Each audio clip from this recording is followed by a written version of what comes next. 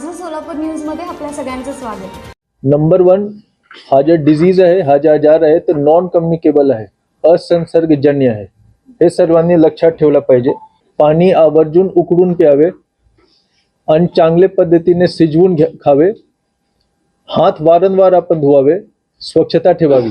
हे 4 बाबी जर आपण केले तर प्रिव्हेंटिव्ह मध्ये हे खूप पुरेसे काफी असतील। तिसरा जे खूप महत्त्वपूर्ण बाब आहे तो असा आहे की जर आपल्याला लक्षणे दिसल्यास कृपया करून फार्मसीला जाऊन गोळ्या घेऊन स्वतःचा उपचार करू नका। जवळील हॉस्पिटल किंवा डॉक्टरला तत्काळ संपर्क करावे। आमच्याकडे निधी पुरेसा उपलब्ध आहे।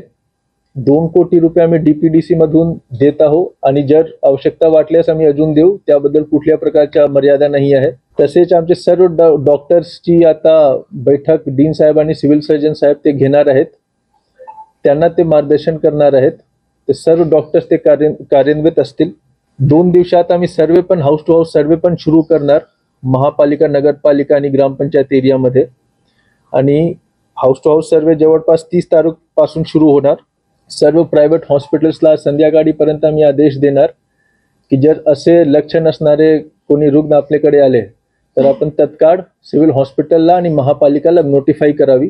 शेवटी मी एवढेच सांगणार की हा जो आजार आहे त्यापासून घाबरण्याची आवश्यकता नाही आहे। सर्व प्रकारची आपण काळजी आवर्जून घ्यावी आणि आपण सर्व मिळून जीबीएस आजारशी लढूया आणि नक्की जिंकूया। माझं सोलापूर न्यूज या यूट्यूब चॅनलला सबस्क्राईब करा आणि बेल आयकॉन प्रेस करायला विसरू नका।